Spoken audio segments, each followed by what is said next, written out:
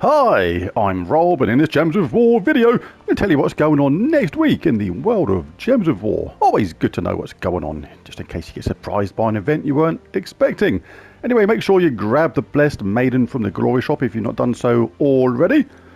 White Helm Epic does magic-based damage to an enemy, boosted by allies with barrier and gain a barrier, and Holy Armor is a pretty decent trait too. And whilst we're on the subject of troops available from the Glory Shop, I don't always mention the upcoming one available from Monday, but I'm going to give this one a bit of a shout out because it's really quite interesting. We're Snake, she'll give you a good night hiss. Snake form is the spell, deal magic +3 damage to 2 random enemies and poison them. There's a 30% chance to transform into a Basilisk. A Basilisk is a really good troop, does a lot of true damage and is really good, so that's not bad. New troop coming to the Glory Shop on Monday. Uses purple and brown with a mana cost of 12. First trait is Naga Bond. Allied Naga gain 2 life. The second one is Lycanthropy. A 50% chance to convert a purple gem to a Lycanthropy gem at the start of my turn. And the last one is really good too. Impervious. Immune to all status effects, Devour, Lycanthropy and Mana Burn. Be taking a closer look at that troop on Monday. Anyway, I was chatting to my friend the other day and I said to him, what's the difference between a piano, a tuner and a pot of glue? My friend said, I don't know.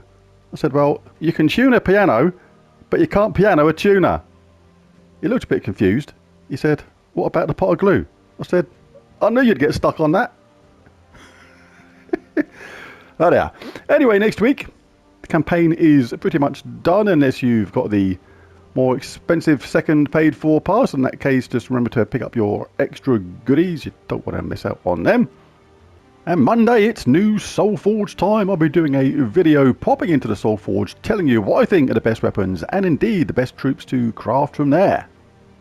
The main event next week is Journey, and I'll be showing you my Journey event team on Monday. Hopefully good enough to take advantage of our new troop at the same time, slithering, but we'll do what we can. The spell is Hissing Horde. I'll come back to that in a minute because I think I might have a new name for that. But it deals magic +4 damage to an enemy, then creates 2 brown gems boosted by Naga allies. Uses green and brown with a mana cost of 15. So more mana cost than what these Journey troops used to have, and far less chance of creating a decent amount of mana at the same time. But onto that spell name, Hissing Horde. If you take away the ing from hissing and the d&e from horde and change both the h's to a p, and you get a far more accurate name for that spell, I think. But anyway, it is the Pathfinder, and the traits are Naga Bond. Allied Naga gain 2 life. Second one is Venomous, poison enemies when doing skull damage. And the third one, of course, Pathfinder, gain 2 to 3 times miles in the Journey event based on my ascensions. Monday also means a new Spire, and I'll be showing you my Spire team on Monday.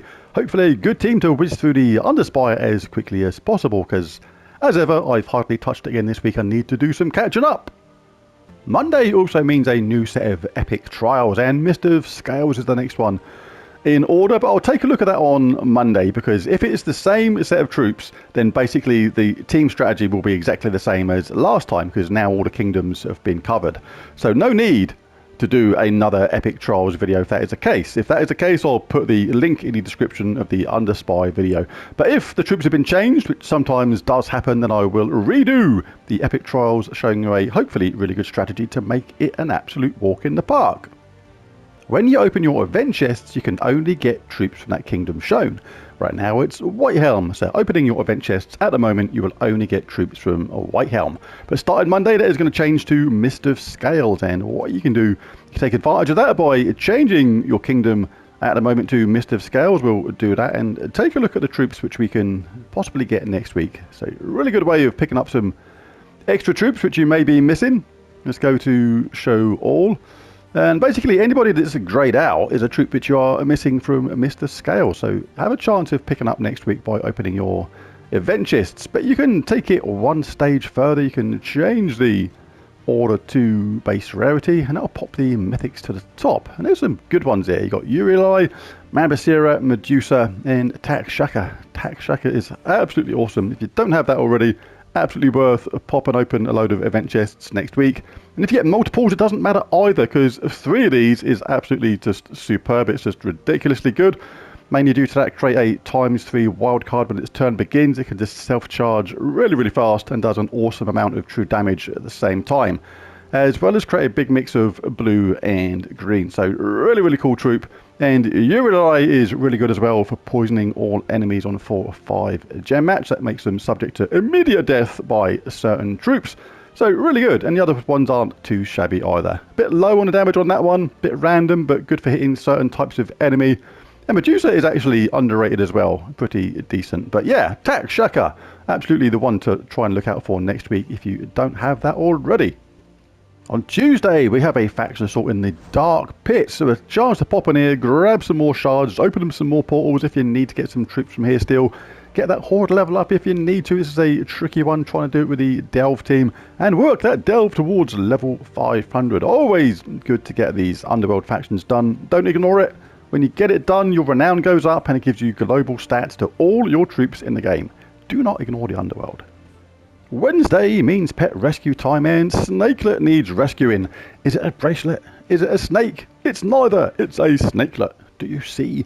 Gives a ×3 team bonus to Naga at its maximum level, but don't ignore the pets. Eventually, you'll reach a point in the game where you'll be what is called pet locked, where basically you need a certain amount of pets from a certain kingdom to progress the game, and these pets need to be at the maximum level as well, which is why it's important to pick them up. If you don't do that, you can't progress the kingdom. So don't be pet locked. Make sure you do the pet rescue every week. Wednesday is also the continuation of my Faction 500 series. A series showing how I do every single faction in the Underworld on the most difficult level, level 500, using the Factions team. Only a couple more to go now before we've done them all, and next up is the Mighty Labyrinth. You're going to need a high horde level to make this comfortable. Without that, it's going to be a major struggle. This is why it's one of the more difficult ones. There is a difficulty order list on my channel showing the approximate order you should maybe attempt these in, and the reason is the lower ones require less horde, which means less gold, so you can actually get them to the maximum level, get them done before attempting the harder ones. But the Labyrinth is up on Wednesday. Wednesday at 2 PM UK time, it's Rob Slayer live, and it could be one with a difference. It's not yet confirmed, but it could be Rob Slayer live reverse. It's me against Ben Templar, where usually Ben gives me a team code, which is his defense team, and then I've got just 5 minutes to set up a team using no mythics. I can't have snap trees, I can't have empowered troops, I can't start with root trap, and he says the color as well, and I have to stick to that color troops, a little bit like Guild Wars, but without use of mythics and several other restrictions.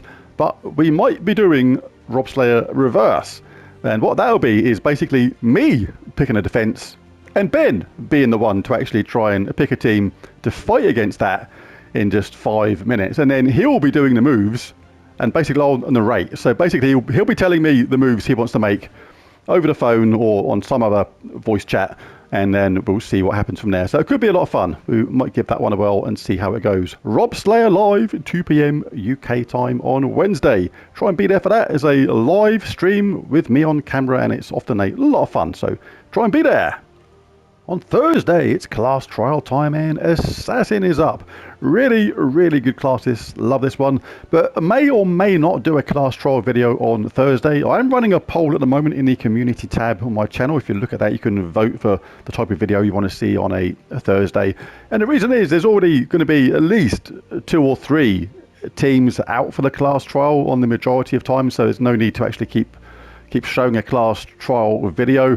But that will change, because like this week, and unexpectedly, there was a restriction on the type of troop you could use on the class trial this time. So it actually changed the teams and made us pick something different. So maybe I should have done a class trial team this week, for example. And if that is the case with Assassin next week on the class trial, like forcing you to use different types of troops, then that may be a thing to do anyway. But if it is the same and you can still pick exactly the same teams that I've shown before, then there's no need for another video, and I will do a different video. But a really good class, this one. Venomous. Poison enemies when doing skull damage. Assassinate. Look at that. 10% chance to assassinate the last enemy when I deal skull damage. But that's just the start for this, because there's so many different ways you can kill enemies with this. Like, take a look. You've already got the 10% chance to assassinate the last enemy when I deal skull damage. We look at the other ones. Hunters mark a random enemy on 4 or 5 of a kind. When an enemy dies, freeze another random enemy is pretty good. Like fingers, you can have that, gain 5 gold every turn, or you can have a chance of a summon. Back up, you can have another summon, or you can have a load of purple at the start. Stealthy, cannot be targeted by spells, that's actually really good as well.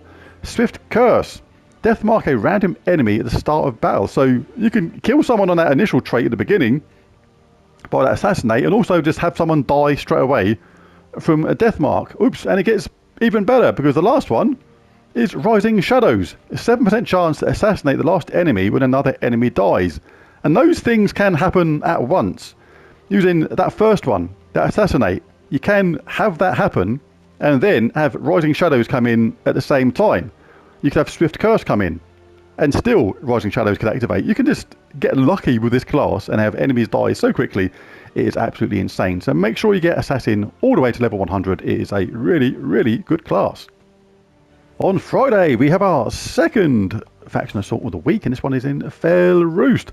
So if you're missing any troops from here, you can check this by going to your collection, typing Fell Roost, looking at Show Unowned, and it will show you any troops which you are missing. And if that is the case, you can open up some more portals to try and pick up those missing troops. I'll be showing the team for this on a Friday, hopefully a different one to I've shown before, because you can type in Fell Roost Faction Assault in the search bar on my channel to see previous videos of Faction Assault teams in Fell Roost, but I'll be looking to show something a little bit different if I can. So Faction Assault in Fell Roost on Friday. And finally, it is also Mythic Friday. It's the first Friday of the month, which means we get a new Mythic, and this one's actually pretty interesting at the same time. First video on Friday will be my Mythic key opening my keys, see if I can pick up this latest new Mythic, and then if there's enough time in the day, showing a team using it at the same time, hoping to make the most out of its powers. This one is Bleska. Beware the Scare Bear Stare. It's a Daemon Urska Mythic. Raging Spirit is the spell. Deal magic +3 splash damage to 3 random enemies boosted by enraged allies and gain enraged.